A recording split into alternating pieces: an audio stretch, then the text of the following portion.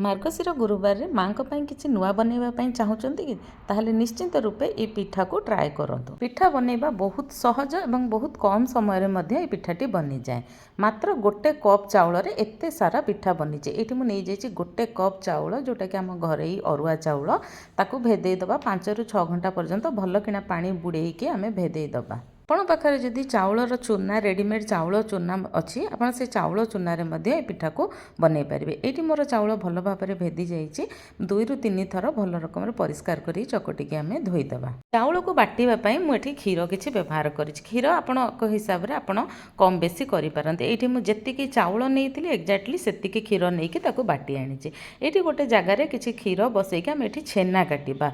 छेना काटिला बेले मन रखिथे क्षीर को आमर बेसी फुटेबा दरकार नहीं। जस्ट टिके फुटी आसिले आम से बेले लेंबू हो भिनेगार हो दही थाओ आपण पाखे जहाँ अवेलेबल थो से हिसाब से आप पकईकि छेना काटे। देखो मोर ये छेना कटी कटी आसला। यही स्टेज आम गैस फ्लेम को ऑफ करदेबा। ये देखो आमर छेना आ पानी पूरा अलग अलग हो जाए। एबे आम गोटे छणा साहाय्य आम ताकू छाणीदबा।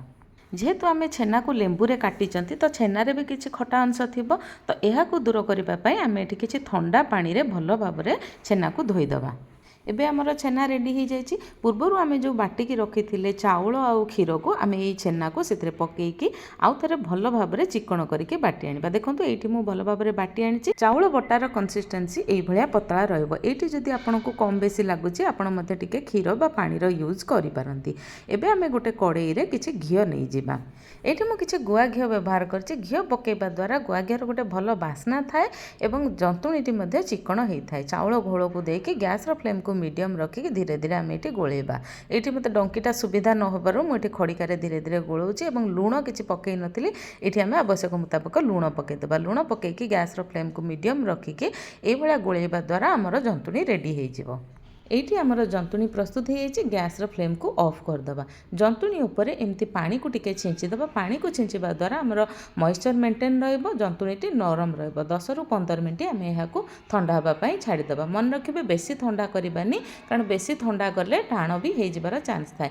आम हाथ संभाला भाया उषुम उषुम थी तो हाथ में टिके घी हो कि पानी हो नहीं कि आम यहाँ भल भाव में चकुटिके प्रस्तुत करदबा। ये आपण मैंने देखिपे जंतुणी मो हाथ में टिके भी लगुनि ताने आमर परफेक्ट बनी। जेहेतु आम घी यूज करते तो जंतुणीटी बहुत चिकण हो ढांकी आम रखीदबा साइड रे। एबे आम कौन करना गोटे कप्रे जी मो क्षीर नहीं से पानी नहीं कि आम गोटे कड़ई रे गरम करने छाड़ीदबा। ये गोटे फ्राए पैन नहीं कारण आमको गोटे चटका जिनस ही भल हम कारण ना पिठा पिठा देहरे लगिक भांगी जबार चान्स थाए। आपण पाखे जदि फ्राए पैन ना ताले चटका कड़ई रे आपण करें। ये पिठा को मीठा करने मुझे गुड़र व्यवहार कर चाहिए चीनी यूज करें। गुड़ को आम पानी रे मेल्ट होगापाई छाड़ीदबा।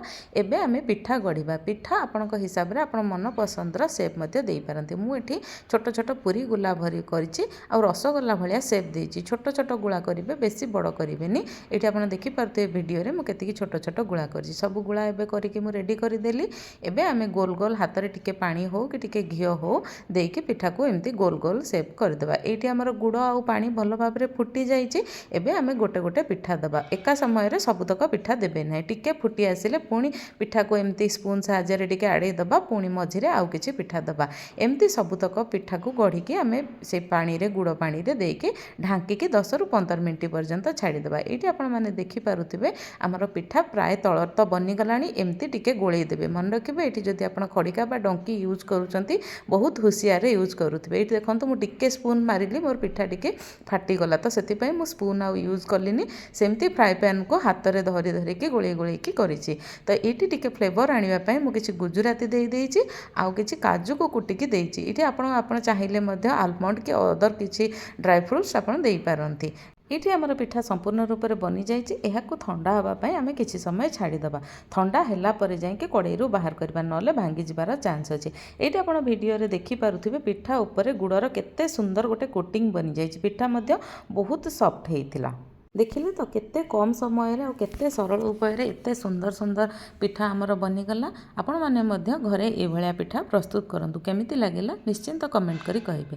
हाँ जदि आपण माननकु ये चैनल भल लगुच आपण किछि नुआ शिखिबा पई पाउचंती ताले निहाती रूपे सब्सक्राइब करंतु लाइक करंतु शेयर करंतु खांतु खुआंतु भल रुहंतु। जय जगन्नाथ।